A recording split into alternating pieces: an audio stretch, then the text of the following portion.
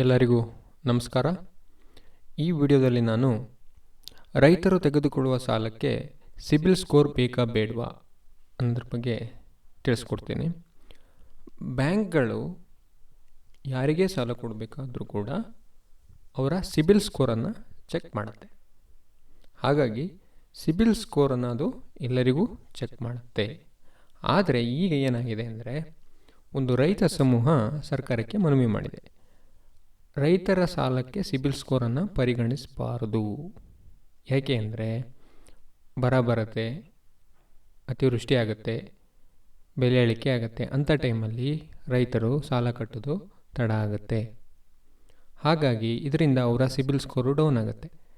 ಇದನ್ನು ಬ್ಯಾಂಕ್ಗಳು ಕನ್ಸಿಡರ್ ಮಾಡಿದರೆ ರೈತರಿಗೆ ಸಾಲ ಸಿಗುವುದಿಲ್ಲ. ಹಾಗಾಗಿ ಈ ಮನವಿಯನ್ನು ಸರ್ಕಾರಕ್ಕೆ ಸಲ್ಲಿಸಿದೆ. ಸರ್ಕಾರ ಹಾಗಾಗಿ ಇದನ್ನು ಪರಿಗಣಿಸಿದೆ.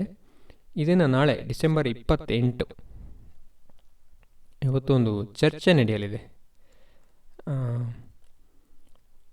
ರಾಜ್ಯದ ಬ್ಯಾಂಕರುಗಳ ಸಮಿತಿ ಇರುತ್ತೆ. ಅಲ್ಲಿ 4 ಪ್ರಮುಖ ಬ್ಯಾಂಕು, 8 ರಾಷ್ಟ್ರೀಕೃತ ಬ್ಯಾಂಕು, 21 ವಾಣಿಜ್ಯ ಬ್ಯಾಂಕು, 2 ಗ್ರಾಮೀಣ ಬ್ಯಾಂಕು ಇದರಲ್ಲಿ ಇನ್ವಾಲ್ವ್ ಆಗಿರುತ್ತೆ.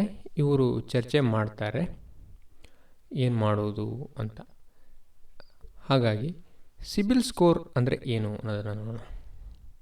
ಈ ಸಿಬಿಲ್ ಸ್ಕೋರ್ ಅನ್ನೋದು credit information bureau of India ಅನ್ನೋದು ತಯಾರು ಮಾಡುತ್ತೆ.